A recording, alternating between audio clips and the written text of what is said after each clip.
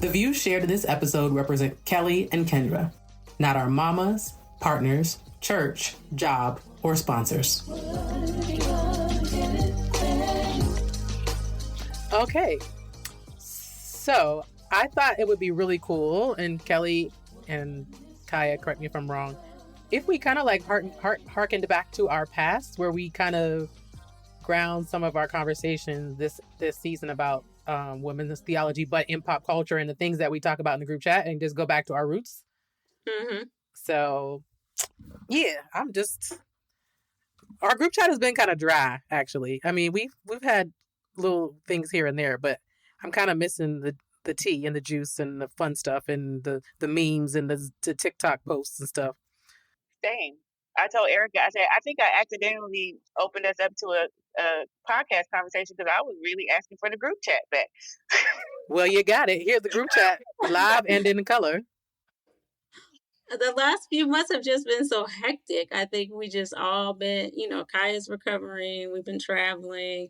Work has been busy. Yeah, I think by the time I think to text y'all, whatever I was going to text you is long out of my brain. So. Yeah, Kelli got that menopausal brain, child. I do too. Why am I on the first floor of this hotel for this conference and my pastor just walked by waving to me? Oh, hello. Wait, what are you in the hotel? I am. I'm in San Antonio. Is it an Embassy Suites? It's an A-loft. Oh, okay. Interesting. Mm-hmm. All right. Yes. So what's the conference? It is a conference for nonprofit people, and I'm giving a presentation on AI and for fundraising and grant writing. Awesome. Mm-hmm. And your pastor's at the conference too? She is. She's presenting on some of the community work that she's been involved in. Very cool. Yep. And as y'all know, Reverend Vanessa was on season 2, episode 2.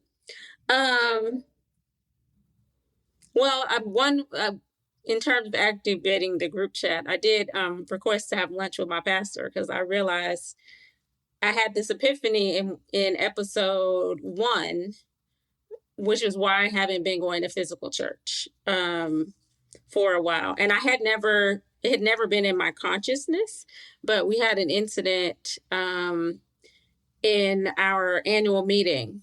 And it was really one of those moments where whiteness just reared its head. And I was like, oh, these folks still just want to be multiracial. They don't want to be multicultural. Mm-hmm. And I'm tired of the constant merry-go-round with white folks who say they want a multiracial congregation, but they don't want to give up their culture and their norms and their preferences so that everyone can feel involved and included and like they belong. So it's interesting that Reverend Vanessa just walked past my window because I told her it out loud and she told me, you have a moral injury. And I was like, oh. So I've been sitting with that, right? And she was talking about how Black women, the outcome of the election, the reason Black women are the way we are right now is because it was a moral injury for us. And I'm just really like, it's sitting like really heavy with me right now. So, have you spoken to your husband about that? Because it brings to mind for me because moral injury is a term used in the military, and a lot of Greg's work around PTSD and stuff with veterans is around the moral injury that veterans have faced in the system. So, it might be interesting to think about the parallels between that of us kind of being soldiers in the battle for democracy as Black women. Yeah. Wow. I love listening to Reverend Dr. Vanessa and my Aunt Cynthia talking about Reverend Cynthia talking about the way they navigate these spaces. A lot of profound things, even though we're not in the ministry in that way per se, that are very applicable to the work that we do, in community. So Yeah. Cool. Tell her I said hello. Oh well. So not to get back to the tea, but Dr. Lawrence, Yes, ma'am. I've missed your memifications. Other than the Cécred hair products, I haven't gotten a lot from you about what's going on in the socials and things. So I kind of want to brain dump from you if Oh you gosh. will. Let me, I think it is because I'm only on TikTok for the most part, and you all, let me take my earring out. You all have shifted away from TikTok, so then I don't sit, like, I'm very conscious of that. And then if my phone tells me it's too much data to download to record, because that's what I could just go to Instagram and look it up, but I use Instagram so infrequently, like that doesn't even cross my mind. Like, so that's why. So let's see. What are the things that I have been TikToking? Well, the other day you asked about the Tabitha piece of it all and why people are so angry with her. I saw someone post the actual clip today, and I had that person. It's this man on TikTok who he just really be going off about all the black things, and I'm very happy for him to be making his money. But he was his point was, and I agree that we at some point as black people gonna have to reconcile how we ride for nice nasty people, basically. And I agreed after listening to her little message of sorts. Like it was very nice nasty, but we liked it when she was nice nasty to Wendy Williams. But right now, her perception has shifted, and I don't think she knows that. But so that was one thing. Interesting.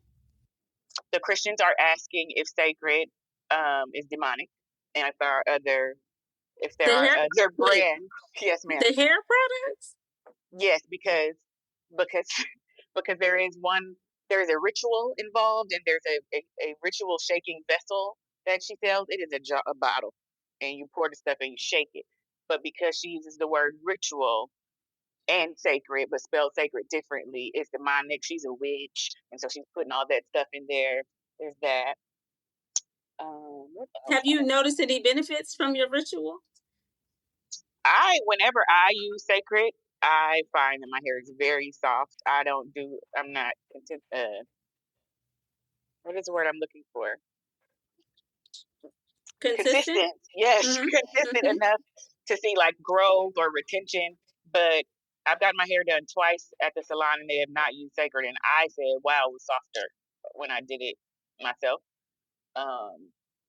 So I really like the product. The 2 weeks before the new one came out, I had took some of my hair out, taking my braids down, and it really did make a difference using the little braid refresher spray or detangling it. It melted the little knots that be at the top. So I love it.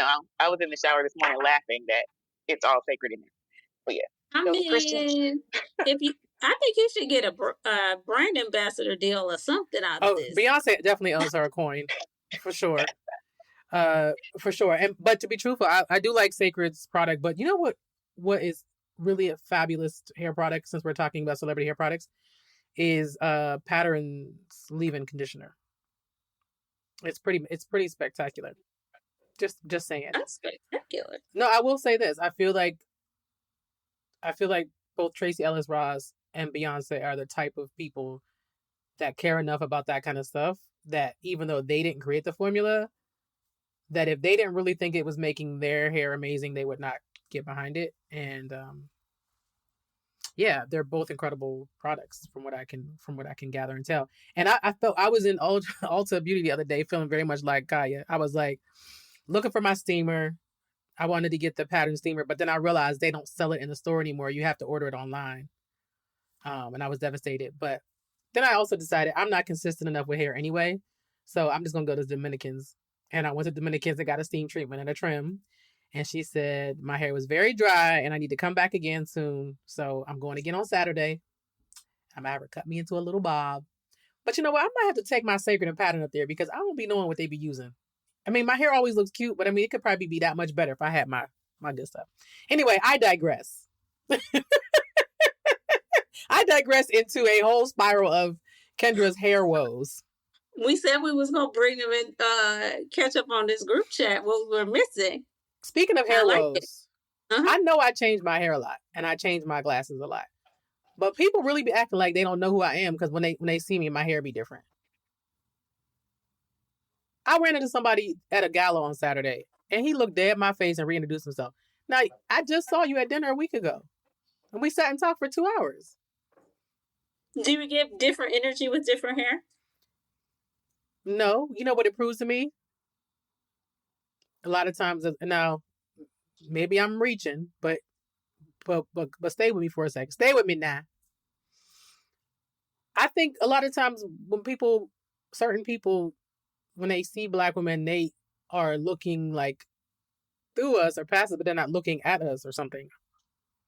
Because I'm like, I feel away. It'd be different if it was like years.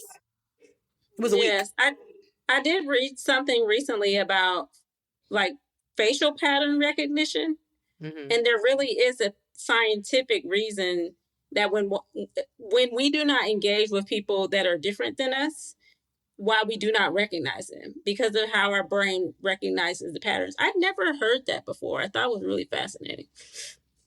Well, it's happened to me what's interesting is I have two issues. I have an issue where I look like everybody's cousin. Depending on the way I have my hair, I just have that Black girl face that you're like, you look like my cousin, right? Even an Indian man told me that one time in the cab.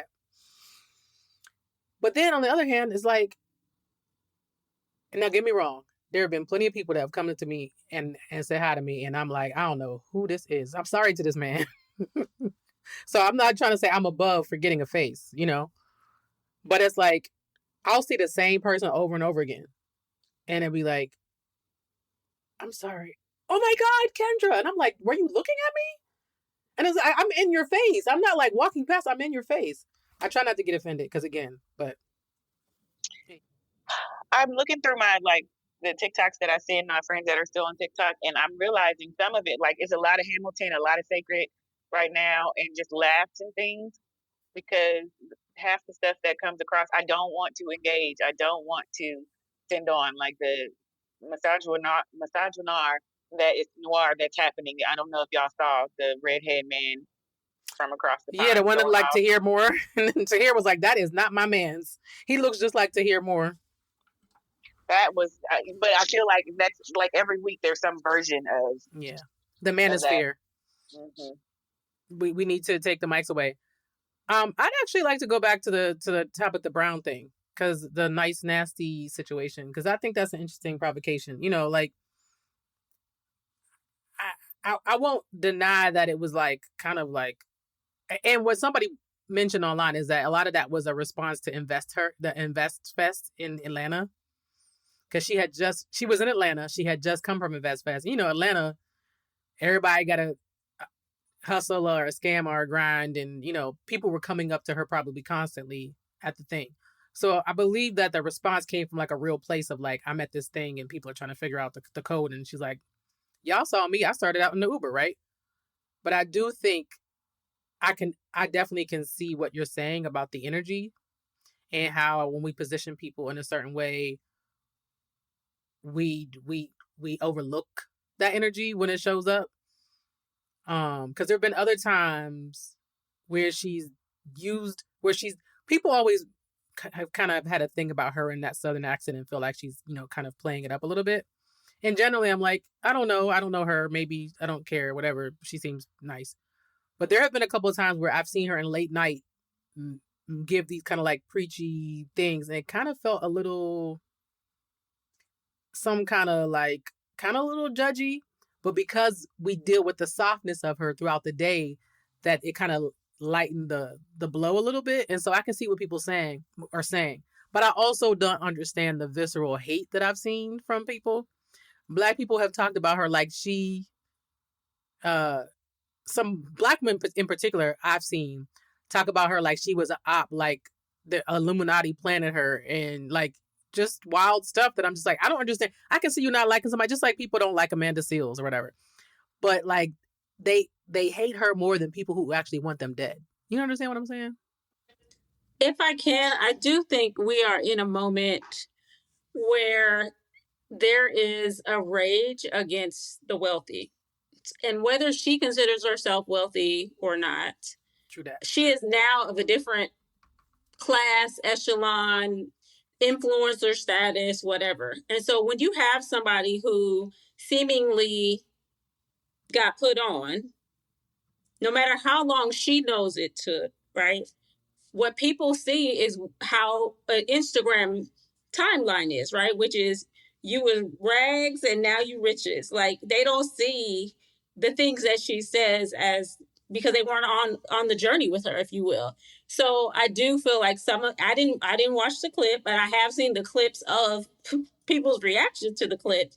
And I'm like, oh, so y'all are pissed because this lady with resources just told you to go get a job when you just trying to do what she did, which is pursue your dream, and she just, shitting on your stuff. I can see how in this moment, the way people are reacting on social media and how they treat social media, I can see how it ended up, just how it ended up. No, I think that's a good point because a lot of the critiques that I saw that I wasn't completely particularly mad at were people were like, listen, miss, jobs is hard to come by these days. I've been applying for 40,000 jobs and here you are in your lap of luxury in your Porsche telling me that I need to get a job. I'm feeling away.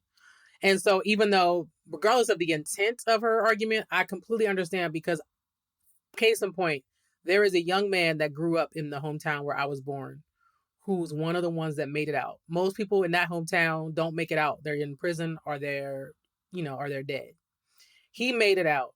And it pisses me off because he gets on Facebook and whatever chance he gets, he's given some argument for why people need to get up and stop buying sneakers and invest in the stock market and all that other stuff. And it pisses me off because he made it out.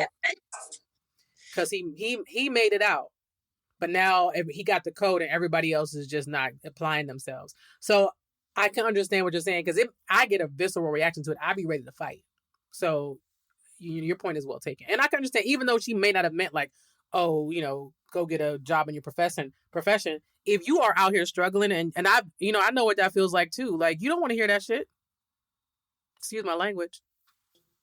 I saw Kaya's face. I wanted to hear what she had to say. Well, I have visceral reactions to people who pretend like the way that they made it wasn't luck. Like, you know what I mean? Or what, like all the things aligned and it worked out, but it wasn't because you worked all that hard. It wasn't because you didn't buy the pair of tennis shoes. It was because you were given an opportunity. It was because someone invested in something, So I always have a reaction to any hint of that because it bothers me to no end. We'll be back after a quick break. Looking to take your podcast to the next level? Centering Equity Productions has your back.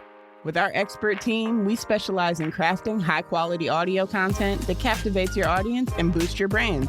From concept development to marketing strategies, we handle it all so you can focus on what you love, creating amazing stories. Whether you're a seasoned podcaster or just starting out, we'll help you shine in the crowded podcasting landscape. Let's bring your vision to life and make some noise together. Contact us at info@centeringequityllc.com or www.centeringequityllc.com.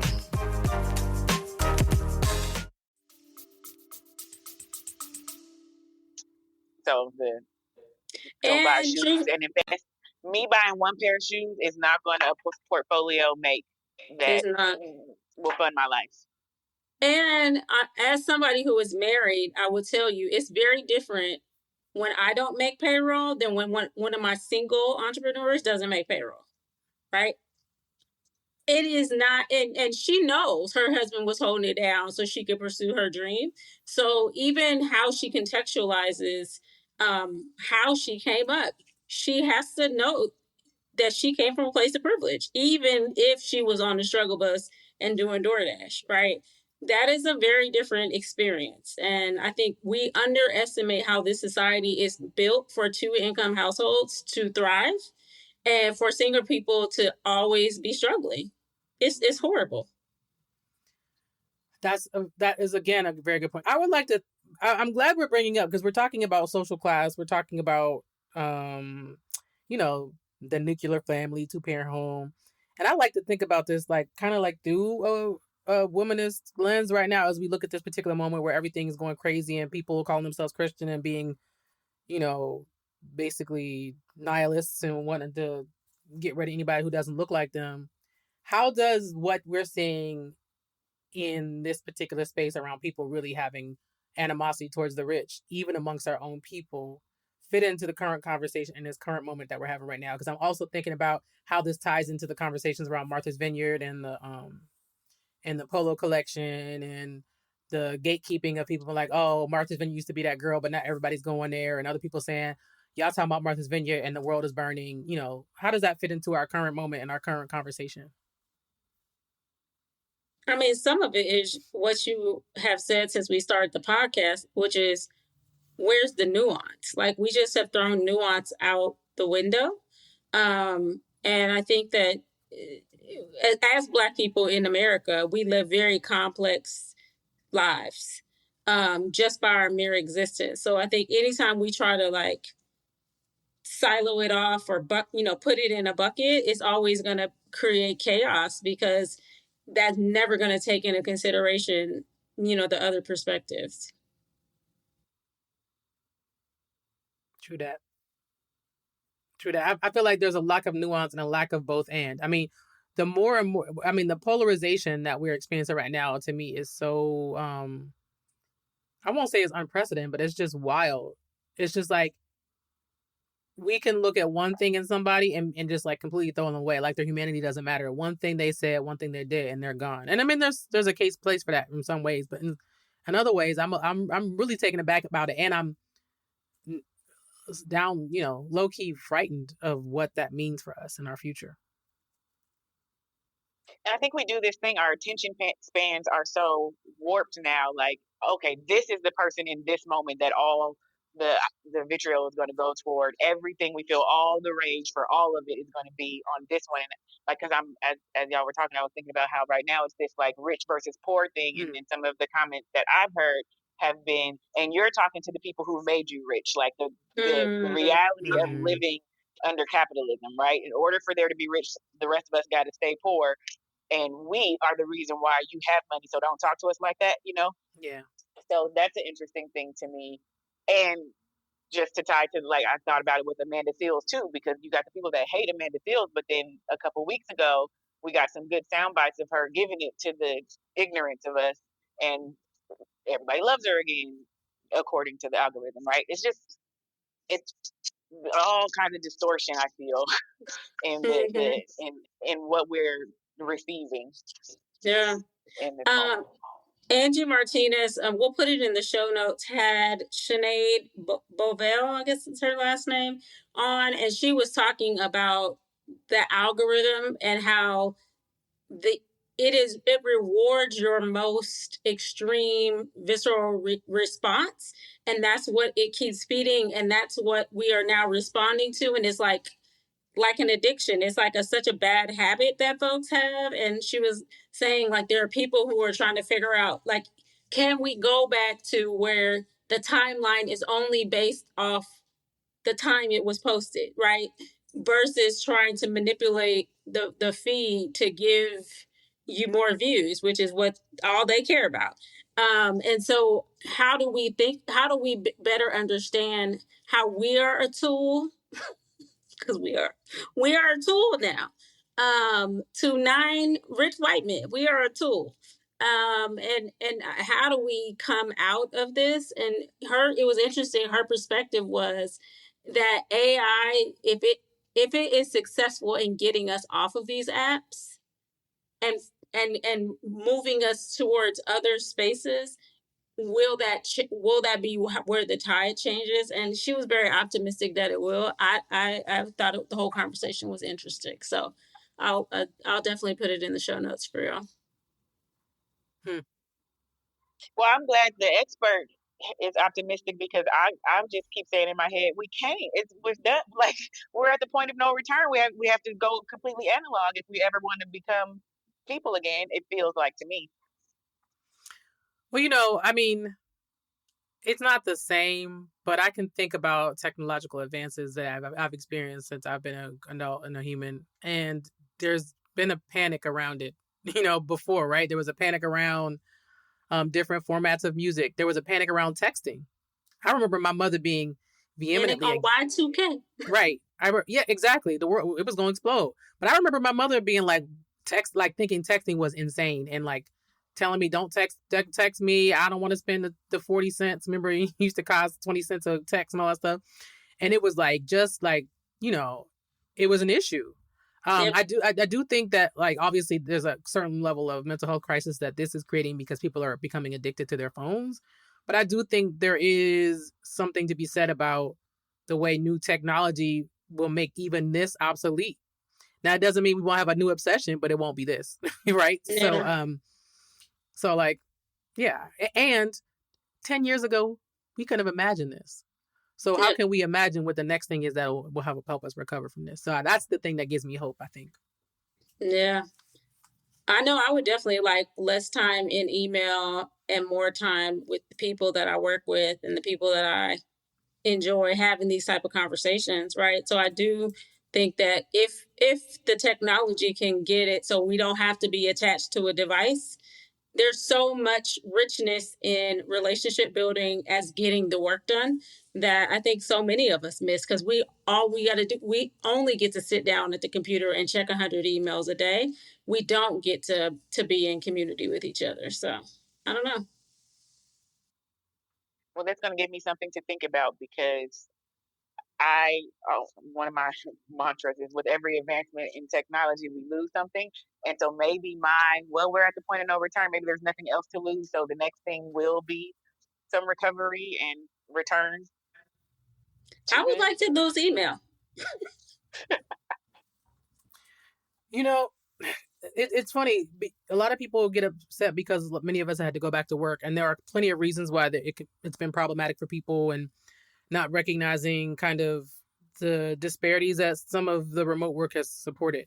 I know for particular the company I work at, like we are drawn to working together. So working in an office has a very clear purpose. And I actually feel it as a person who works there.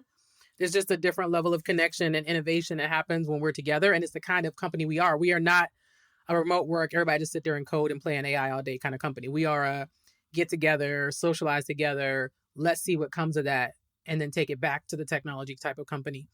And it is for that reason that like I don't complain because I'm like, yo, I have friends who tell me that they have not been back in the office since the pandemic and they don't have really even, not only do they not have a connection to their coworkers, they don't really have a connection to their work.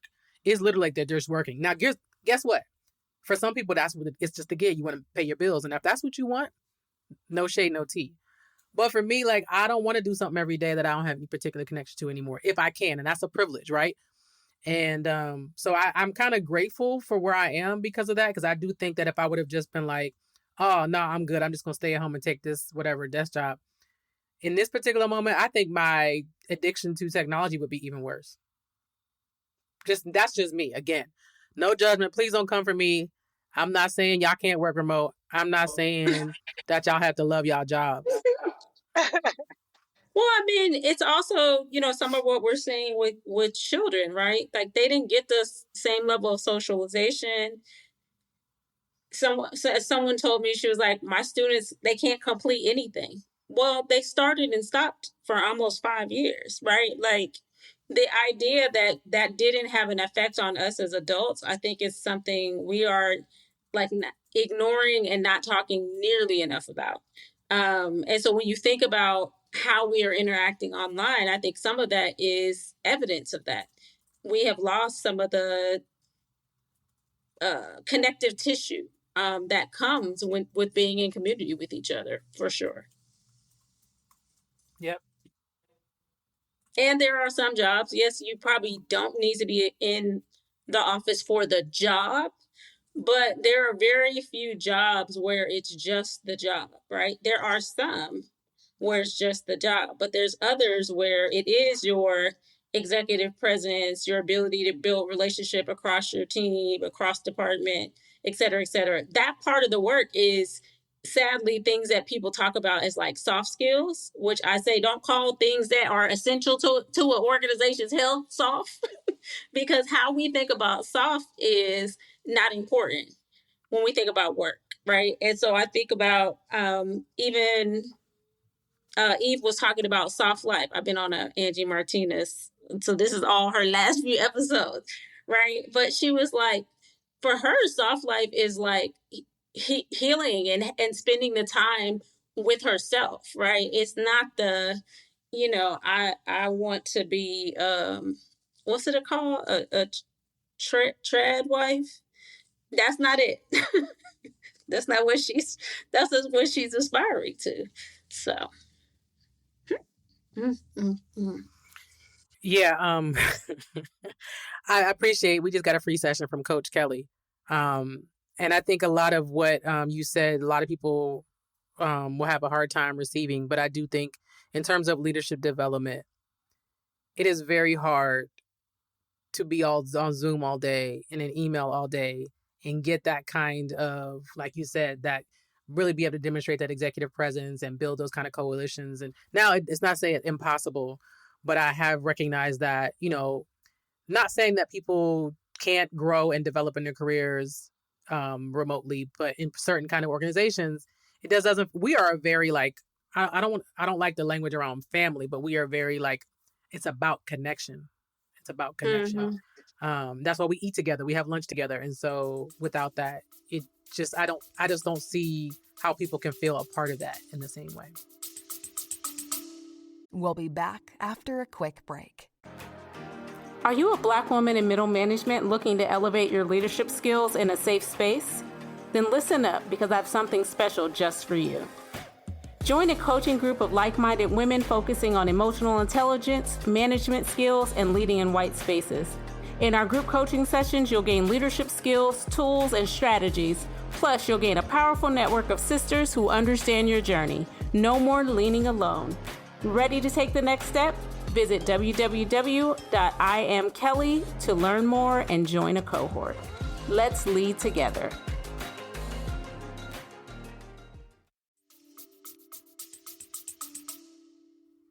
I mean, it's what I miss about church. Hello, somebody. I was just thinking that too.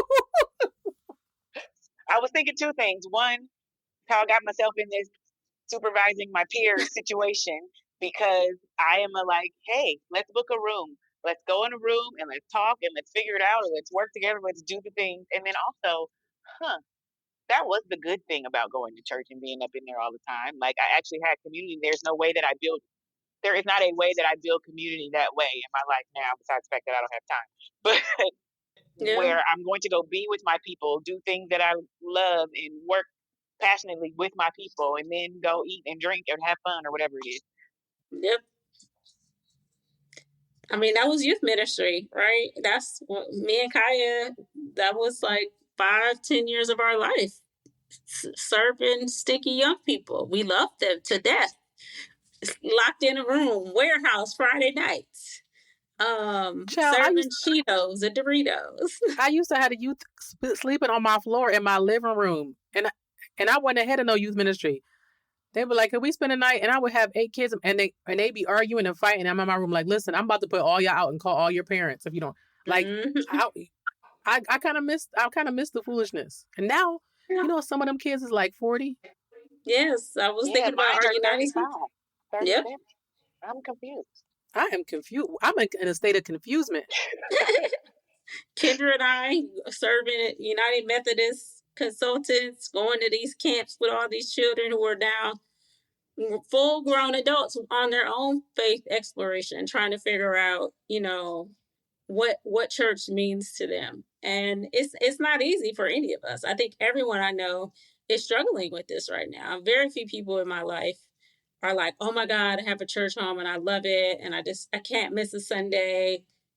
That's not what I see people experiencing right now. It's very painful. I mean, for some of us, we're just not going. And there's other of us, I will say, of like my mother's generation, who are still going amidst the, go back to your term, moral injury.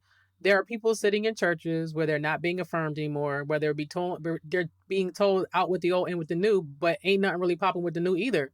So they're just there because, they believe that they have to stick to things and be loyal to these institutions. And it's very painful to observe and watch. And not to say that there are not still beautiful things that come from these spaces, but there is a lot of moral injury that persists. And you know, it shows up on social media. Somebody I know posted about you know,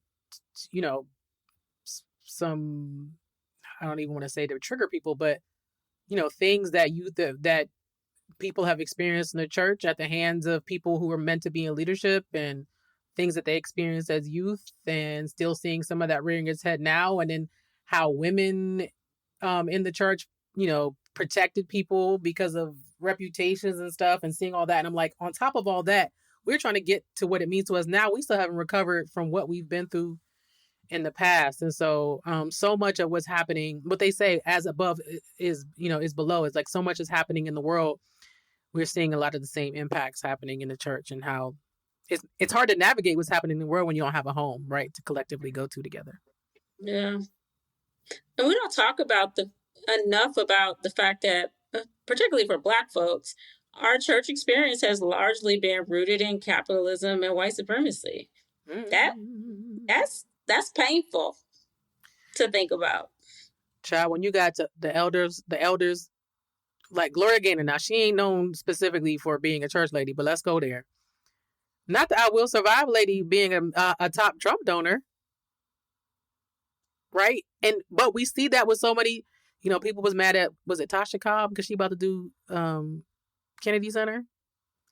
And how many? The one. But I didn't been let go of Cece. She cute and she could sing, but just like I let go. She tried to say that we misunderstood. We ain't misunderstand. My God, they want to straddle the fence because they still get that 700 club money. I'm not trying to hear that. So can I ask a question here? Yes. So what do we do with this? Like, because I don't believe in cancel culture. No, right? I don't believe in that. I do believe in accountability, and I struggle with how to explain to people some of the frustration I have with these sorts of leaders in the Black Christian tradition. I'd love to hear y'all's perspective. Unfortunately, around here, I like to avoid and compartmentalize and dissociate, and I find myself doing that with church stuff too. Like, as I jokingly said, "Oh, Cece tried to say we misunderstood her," but then I'm like, "Damn!" But Marvin be saying stuff all the time that don't make sense. BB just last week talking about he don't need no companion. I don't believe you. Like, so what do we do with that? And I just send it to my friend and laugh and move on, because I don't know that I can actually unpack all of how I feel about. I feel the same way, because yesterday I was in the car listening. Draw me close to you. I was like, Marvin, how can you sing like this and be that goofy? Like, so trust me, I go through it every day. But there are certain people who try to play in my face. Now, I don't hate anybody. So it's not like I'm like, oh, I'm through with you. But like, I know there are examples of ways you can be. Like John P. Key. John P. Key stands 10 toes down. And I'm not saying he's perfect, but he is who he is. And he's real. And I'm like, so Jesus is real. I know the Lord is real to me. So what I'm saying is, you don't have to be like that. But also keep in mind, there's some people who come from like more of like the kind of upper crust. My family was the bishop of the church kind of families, and there's other people who come from the streets that ended up in the church. And John P. Key's one of them. He got it out the mud. So the way he shows up is a little bit more authentic than some of these other people who come from kind of like church royalty. I hate to say it, but a lot of that, a lot of the gatekeeping in the upper crust Blacks that we see in the secular world, we see in the church. And I know. Ask me how I know. Interesting. Yeah. I'm also too just thinking, oh, I never say also too. It's a brain itch, and I just said it, and that's so weird to me. I'm also thinking about how, like, we got to be honest about the white supremacy that's been embedded in our church experience, because it was only as much as I was a CCMer until this last iteration of CCM gospel all becoming the same thing and being terrible. I, as much as I love my CCM music, and my friends would laugh at me, and I'll do a twirl on you, and I found the Christian camp for the kids and all these things. I don't think I ever realized that the church that I was formed in as an adult was evangelical inside. Like, and I have to think about what that means now, as we can't escape the realities of how it's impacted our faith experience.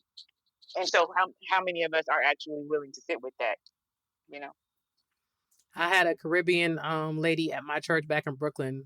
So for a hot minute, I was trying to do the whole adult Sunday school thing because our church was still traditional and had Sunday school. And this lady fixed her face in Sunday school to tell us, about how the missionaries brought Christianity to the enslaved in Africa, and all this. I mean, to African people, and then obviously with some enslaved. But she said, but we can't get upset because they civilized us by bringing us Christianity, and without them, we wouldn't be civilized, and we wouldn't have ended up. Well, what'd you say? I was like, I'm sorry. And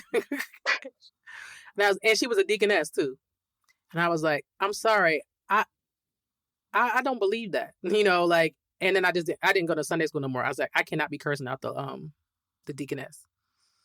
But I stated my opinion, but I just stopped going to Sunday school. And then we had a pastor who was very affirming and stuff. But then I realized that, like, even if you go to a church where you have a pastor who, for the most part, shares some of your progressive values, they have a guest pastor, and he ain't like that. There was a guest pastor that came in for a banquet, and I bought 2 of his books.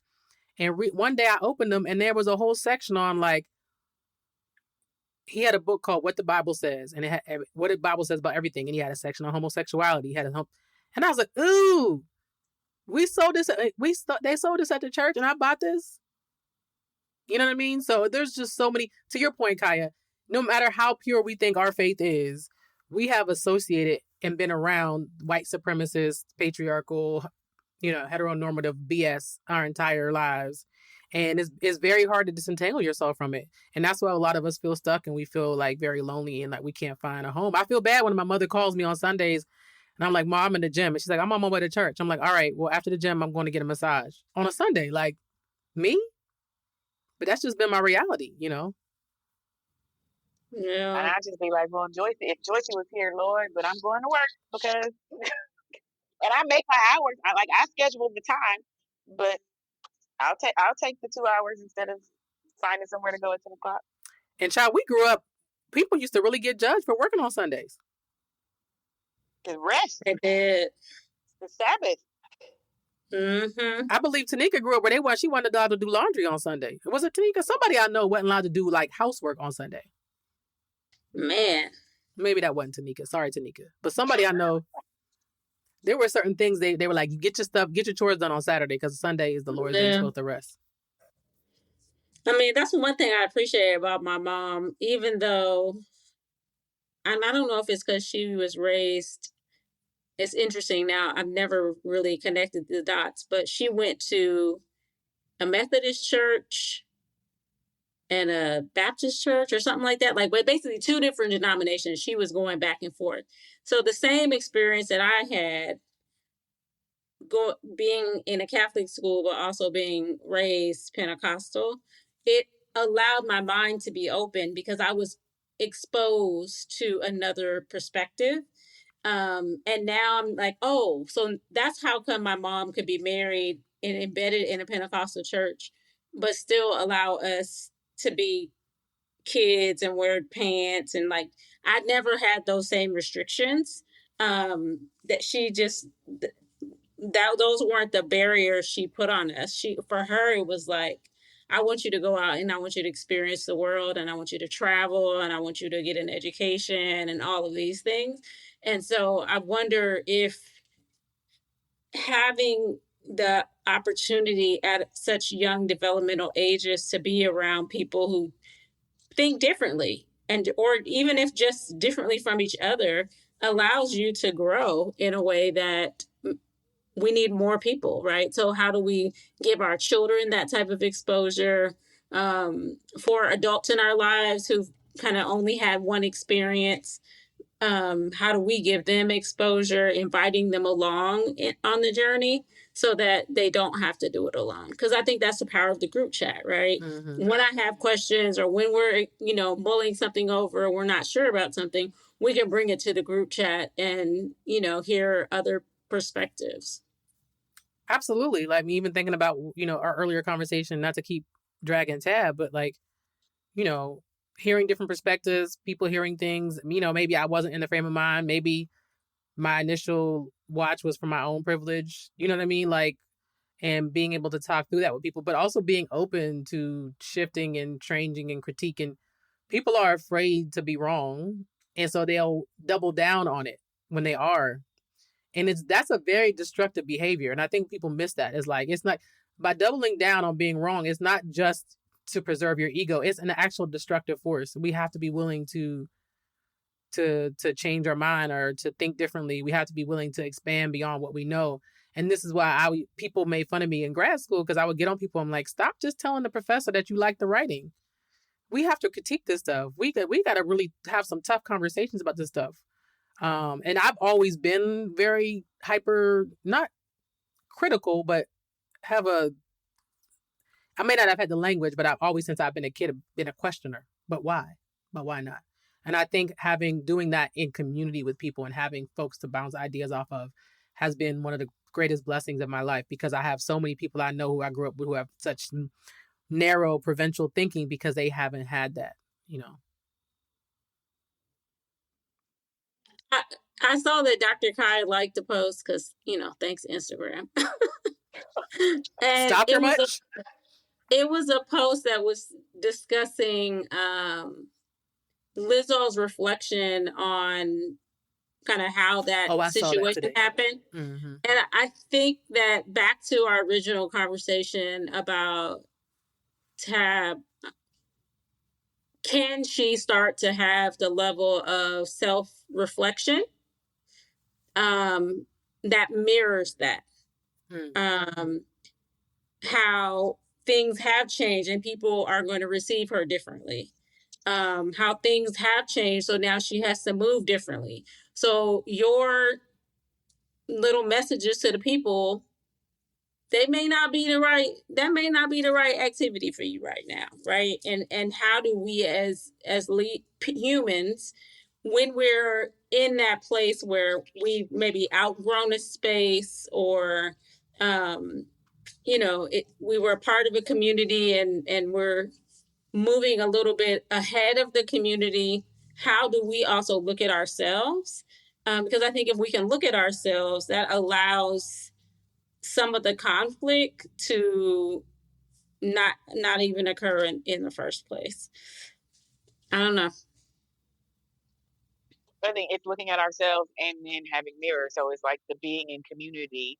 And then I'm thinking about like, okay, so either I've outgrown the space, or I can somehow recognize or receive when I'm getting feedback that I'm out of touch. And then my question is, how do you get that grounded and stay in touch? Because that's usually what happens, right? When we get offended by the folks who used to be one of us, and then they're not anymore. You don't get it. You were here before, and now you act like you ain't never understood. You know what I mean? But no, they're living in a whole different world.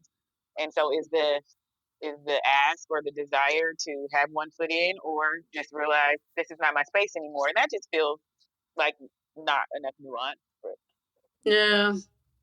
I mean, because also the people have to want you, right? I think about even, back to Martha's Vineyard, there are people who we are not welcome in their circle, right? We're not invited in because we don't have the class status. And then there are those who were like, oh, you going to Martha's Vineyard? Because we don't have the class status anymore that they had, right? And so we're in a weird middle space of having to navigate not belonging in either of those. And maybe that's some of what both of them are experiencing as Black women who've had some level of success in their careers.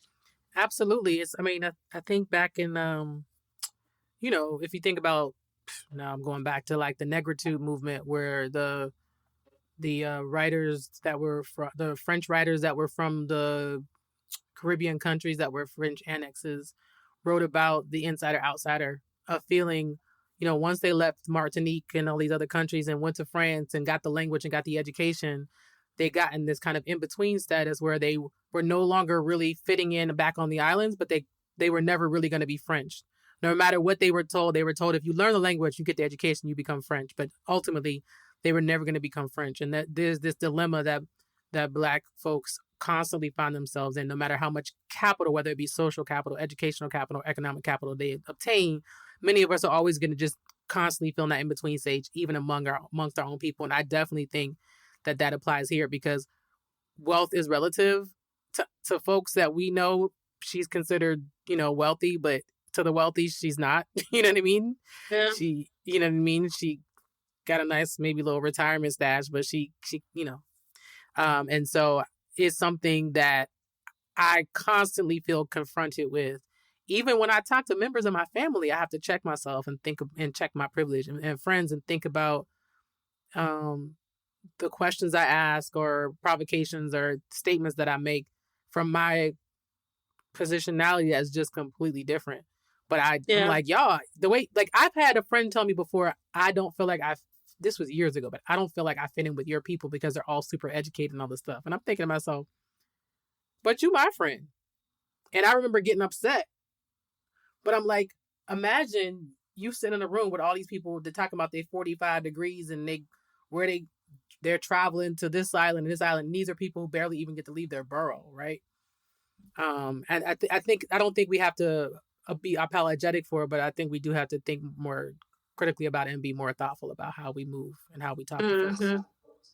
I have to check myself every day. Yeah, I have to check myself every day. Mm-hmm. Especially right now, because it's critically difficult.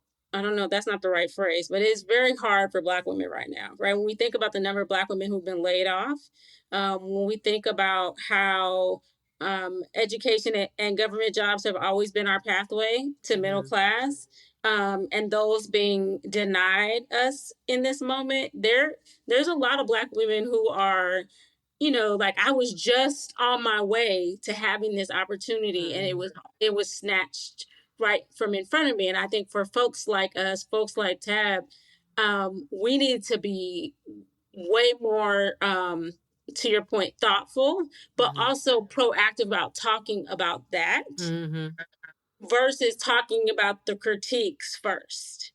I think if she had come out and been like, look, sis, I know a lot of you have been laid off, and I know a lot of you have renewed entrepreneurship as a bridge into what's next because it caught you off guard, right? The economy's bad. It ain't no nest egg. If she had framed that differently with that level of thoughtfulness and care, I think her message also would have landed very, very differently. Versus, again, some rich lady telling us we ain't shit. What you got to say, Doc? Okay. And this is why the internet is too much. We have too much access to each other. We shouldn't be hearing everybody's thoughts all at the same time. I saw this actor that I follow actually said, y'all do know when Tabitha gets online and she says these things, she's talking to somebody. She's not talking to all of us. She's talking to somebody she knows. She's talking to a family member. Half the time it be some little subtle shade in there and blah, blah, blah. And on one hand, she is not aware that we are not the same anymore, so she can't just share that with us. And on the other, why I gotta know? Why I gotta come to the internet anyway? If you go with that premise that wasn't a message for Black all women, of us, that wasn't a message for all who are trying to be an entrepreneur, but somebody to work my nerves asking me one too many times for XYZ, right? As Kendra said with Laverne Cox, she should have said that in the group chat. Yeah, girl, we did not need to know what you was thinking about that. That still blows my mind. But I'm just saying, for Tab, it could probably been the same. You say that to your girlfriends. You don't need to be saying everything you think now, also on the internet. Listen, I'm gonna tell you something. I just had this conversation with Danelle and Sneeka. Not everybody got people like we got people. People got people, but they don't got people like we got people. Not everybody has that space, right? Like, Maybe she does have people she's in a group chat with, but maybe her group chat people ain't in the same, or not the people, you know what I mean? Like, I roll in different circles and I have connection points with different circles. But for the most part, at least at this point in our lives, most of my friends are in similar situations, give or take a zero, you know what I mean? Where like I can have the conversation and I know I'm in a safe room. Not everybody has that. Yeah. And I'm finding that instead of finding ways to cultivate that and seek that, people are replacing it with the commons, as they say, right? Like, I know how many times I have been tempted to go send a sub on Facebook. Especially, there's a thing, the Pittsburgh Black community got a whole culture of subbing people on Facebook. And because Pittsburgh is small, we always know who they're talking about.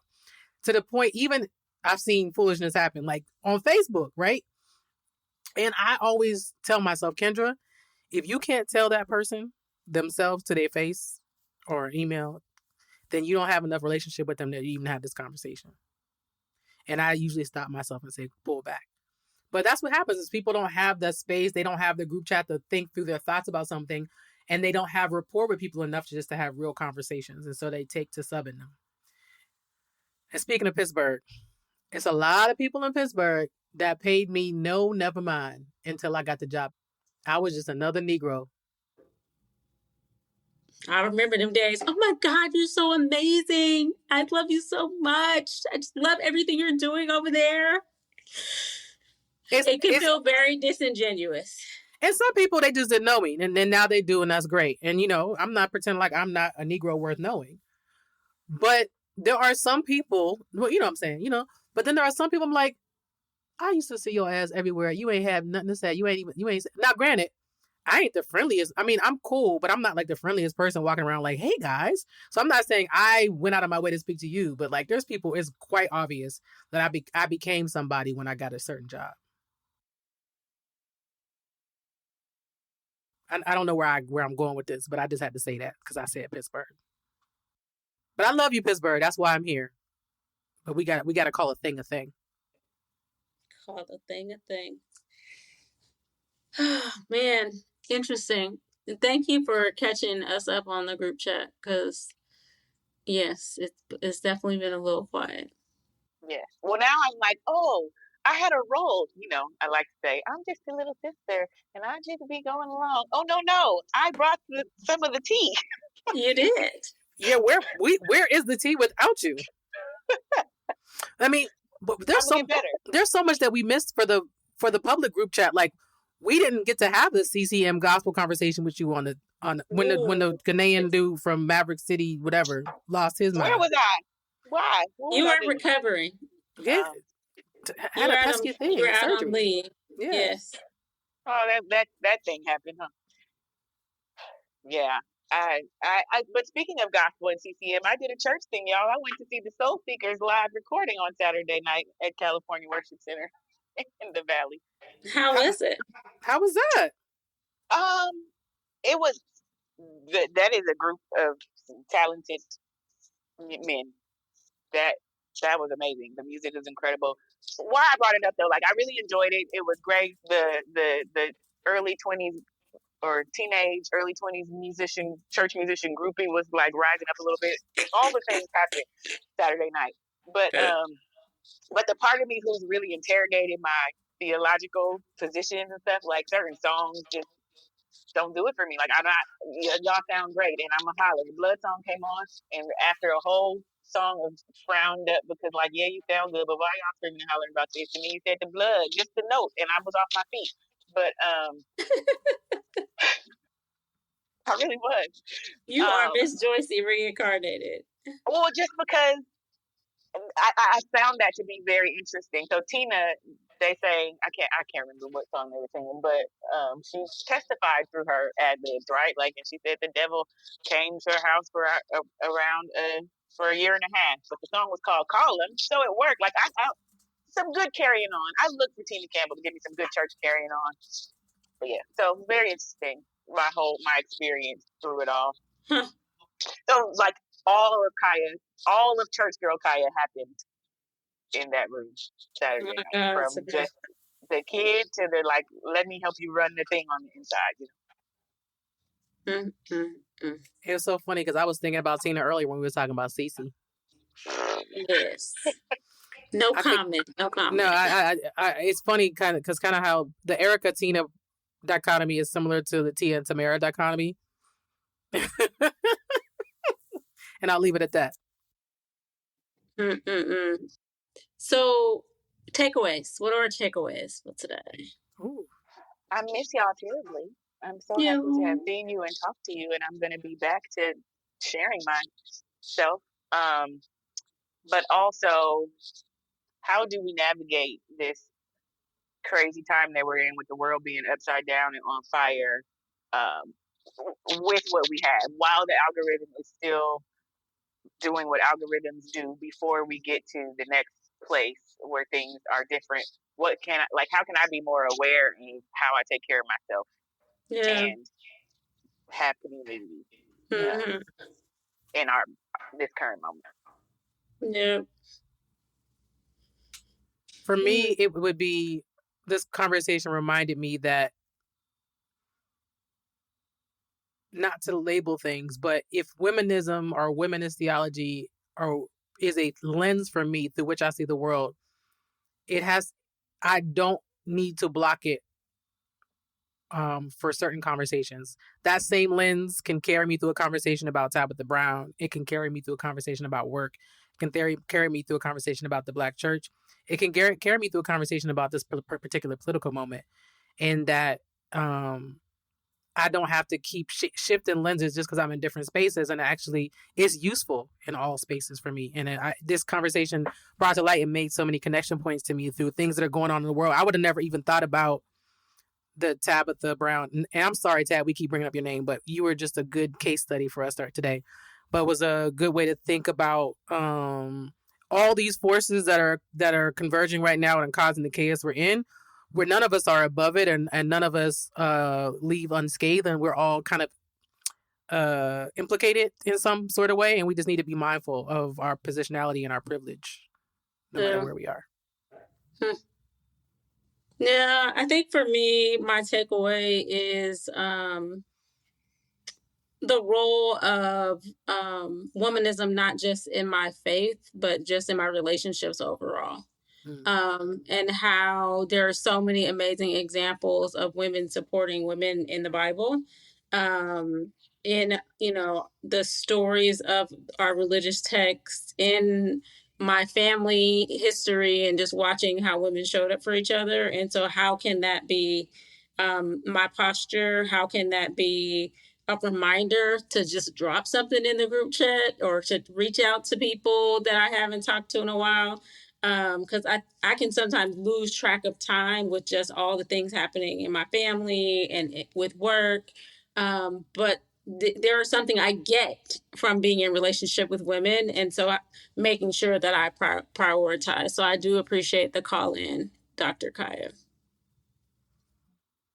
And in the final analysis, I think this is another form of us deconstructing churchiness, and that how churchiness has causes us to put blinders on to the real world and how we show up in it. So I appreciate these conversations always, and that the group chat is in fact a form of humanetic suspicion, right? It helps me formulate my theological perspective in the world. I appreciate that. As I listen to you all, I'm like, how do I ground myself more in like womanism as a framework? I have books that I haven't read, but like I'm thinking about that, or like in this very curious place I'm in about how aspects of ATRs can inform how I move. I thought of y'all. Well, one, my coworker would tell me that I was giving ocean energy with my dress today. You very much are. But I also thought of you because I wore this in Vegas when we went to see Janet Jackson in like 2019. So when I got dressed this morning, you guys were with me. But like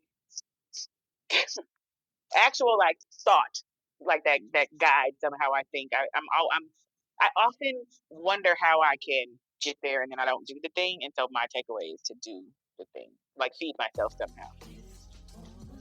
Did you? Yeah, you listened to the episode. I would love to go back again and go a deep dive with you about what you thought about the episode with Ebony Janice. Yeah, I loved it though. It was really good and really timely for me. And then she's been like my favorite new find on my algorithm. Awesome. I love hearing that. Awesome. All right, this was fun. If for nothing else, was a good way. It's a good way to. And I need to schedule a podcast with y'all so we can take time to talk. I like that. Yes, let's do it. It works. It works. All right, love y'all. Love you too. Peace. Bye-bye. Bye.